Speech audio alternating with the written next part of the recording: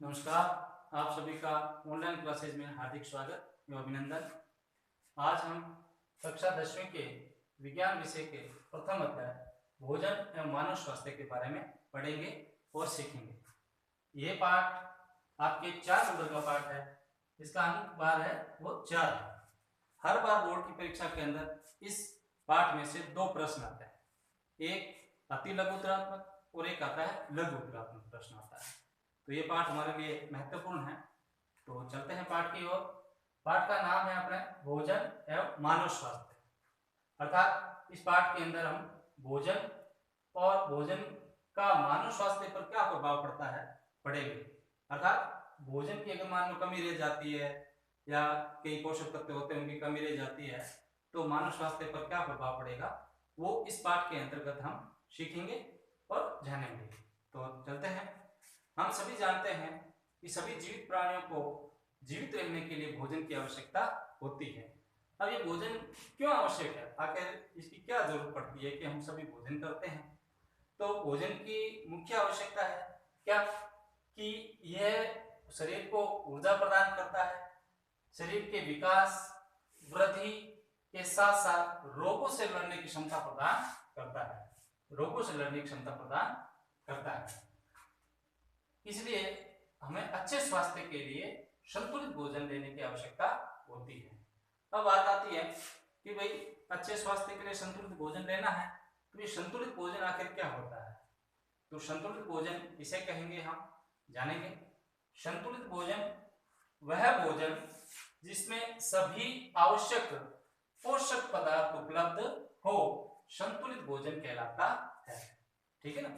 अर्थात ऐसा भोजन जिसमें सभी आवश्यक पोषक पदार्थ उपलब्ध है, मौजूद है, वो संतुलित भोजन कहलाएगा। अब इसमें एक बात आई है कि पोषक पदार्थ आखिर पोषक पदार्थ क्या है। पोषक पदार्थ का मतलब होता है कि वे सभी पदार्थ जो हमारे शरीर को पोषण प्रदान करते हैं, हमारे शरीर के लिए आवश्यक है। अब वो पोषक पदार्थ कौन कौन से हैं, आवश्यक कैसे, शरीर की ऊर्जा, अभी हमने पढ़ा, विकास वृद्धि एवं रोगों से लड़ने की क्षमता प्रदान करता है, इसलिए आवश्यक है ये सभी पोषक पदार्थ। तो ये पोषक पदार्थ है कौन कौन से, तो देखें, कार्बोहाइड्रेट, प्रोटीन, वसा, विटामिन, खनिज लवण, जल एवं कुछ मात्रा में रेशे फाइबर्स भी होते हैं इत्यादि क्या कहलाते हैं, पोषक पदार्थ कहलाते हैं। ये पोषक पदार्थ है जो हमारे शरीर को ऊर्जा प्रदान करते हैं, शरीर की विकास वृद्धि रोगों से लड़ने की क्षमता प्रदान करते हैं। अब बात करते हैं कि भी ये सभी पोषक तत्व हमारे भोजन के अंदर अगर संतुलित रूप से उपलब्ध है तो वो भोजन हमारा संतुलित होगा, अच्छा भोजन होगा। लेकिन अगर मान लो इन पोषक पदार्थों में से किसी एक या एक से अधिक पोषक पदार्थ की कमी रह जाती है भोजन के अंदर, आपकी थाली के अंदर ये इनमें से एक कोई नहीं है, उपलब्ध नहीं है, तो इस प्रकार के भोजन को हम क्या कहेंगे, तो इस प्रकार के भोजन को हम असंतुलित भोजन कहते हैं। असंतुलित भोजन वह भोजन जिसमें एक या एक से अधिक पोषक पदार्थ की कमी रह जाती है। क्या होता है, कमी रह जाती है, तो उसे हम क्या कहते हैं, असंतुलित भोजन कहते हैं। अब इन पोषक पदार्थों की कमी के कारण आपके ये भोजन असंतुलित हो जाता है।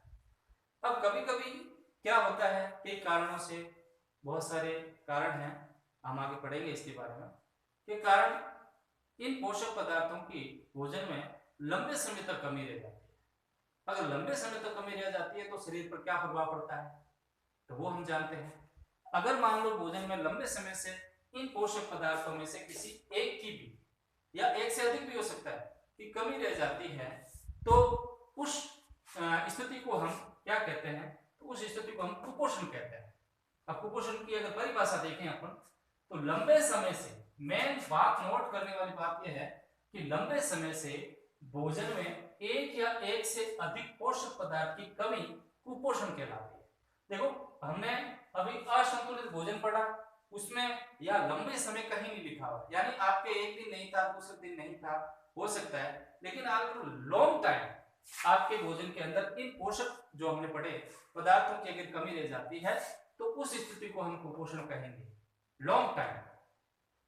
तो अब बात करते हैं कि ये कुपोषण के कारण क्या होते हैं। जैसे मैंने जनरली कुछ बताए थे कुपोषण के कारण। कुपोषण का मुख्य कारण संतुलित भोजन का पर्याप्त मात्रा में नहीं मिलना। अगर मान लो आपके भोजन में संतुलित मात्रा नहीं है पोषक तत्वों की, तो आप कुपोषण के शिकार हो सकते हैं अगर लंबी स्थिति तक चल रहा है।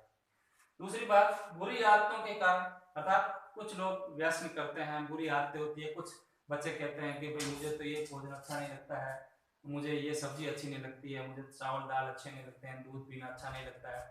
तो ये भी कुछ बुरी आदतें होती है जिसके कारण भी लंबे समय तक अगर मान लो भोजन में इन पोषक पदार्थों की कमी रहती है तो वो कुपोषण का शिकार हो सकता है। दूसरा अज्ञानता एवं रूढ़िवादी विचार है, यानी कुछ लोगों को जानकारी नहीं है कि कौन कौन से पोषक पदार्थ होते हैं और किसको लेना चाहिए किसको नहीं लेना चाहिए। और रूढ़िवादी का मतलब है कुछ लोग अपने भोजन के अंदर कुछ जो चीजें हैं, सब्जियां हैं या मान लो लहसुन जैसे अपन बात करते हैं, बैंगन है, इनको अपने भोजन में लेने से कहते हैं कि भी हमारे ये भोजन में नहीं लेना है। तो ये रूढ़िवादी विचार होते हैं, ये धार्मिक कारण या कुछ और भी कारणों के कारण ये नहीं लेते हैं, तो ये रूढ़िवादी विचार है। फिर चौथी बात करते हैं अशिक्षा मूल कारण है और गरीबी, यानी मुख्य कारण जो आज के अगर मान लो टाइम में देखें तो मुख्य कारण गरीबी है। यानी अगर गरीब है तो उसको बेचारे को एक वक्त का खाना भी नहीं मिलता है, तो हम कैसे बात करें कि उसको संतुलित भोजन रोजाना मिले, तो वो कुपोषण का शिकार तो हो जाता है। प्राय गरीबी मुख्य कारण है इसका। तो अब बात करते हैं अपने कुपोषण के कारण देखें। अब कुपोषण के प्रभाव क्या होते हैं शरीर के ऊपर, कुपोषण का क्या शरीर के ऊपर प्रभाव हो सकता है। कुपोषण का प्रभाव है शारीरिक और मानसिक दोनों प्रकार से होता है। शारीरिक मानसिक दुर्बलताओं के साथ साथ कई प्रकार के रोग भी हो जाते हैं। अगर कुपोषण अगर हो जाता है तो इसके कारण कई प्रकार के रोगों की संभावना भी हो जाती है। अब बात करते हैं कुपोषण के प्रकार। अब कुपोषण के प्रकार में आपके जो पाठ्यक्रम दे रखा है उसके अंदर केवल जो मैं बताऊंगा वही है, लेकिन ये 9th क्लास में आप राजस्थान बोर्ड में आपने पहले पढ़ा था, ये सेम पार्ट था, ऐसा ही पार्ट था, तो इसके अंदर ये आपके आए हुए थे। तो जो हम तो यहाँ पर जो आपके सिलेबस के अंदर है वो पढ़ेंगे। देखते हैं कौन कौन से प्रकार हो सकते हैं। पहला प्रकार कार्बोहाइड्रेट कुपोषण, यानी अगर मान लो भोजन में लंबे समय तक कार्बोहाइड्रेट नहीं है तो कार्बोहाइड्रेट कुपोषण कहलाएगा।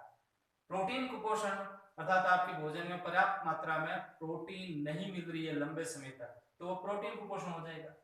विटामिन कुपोषण, विटामिन अगर मान लो आपके भोजन में पर्याप्त मात्रा में या मिल ही नहीं रहा है लंबे समय से, तो वो क्या हो जाएगा आपके विटामिन कुपोषण कहलाएगा। और खनिज लवण कुपोषण, अर्थात आपको मिनरल्स नहीं मिल रहे हैं, खनिज लवण आपको नहीं मिल रहे हैं लंबे समय से, तो भोजन के अंदर, तो हमें खनिज लवण कुपोषण हो सकता है, हम कुपोषण के शिकार हो सकते हैं। तो आज हमने इसके बारे में पढ़ा। आपके सिलेबस के अंदर एक तो प्रोटीन कुपोषण और एक विटामिन कुपोषण और खनिज कुपोषण, ये तीन दे रखे हैं। कार्बोहाइड्रेट कुपोषण के बारे में आपके 9th क्लास में दे रखा था, जो हम पहले पढ़ चुके हैं, लेकिन इसको फिर हम दोबारा इस 10वीं क्लास के अंदर पढ़ेंगे और सीखेंगे। धन्यवाद।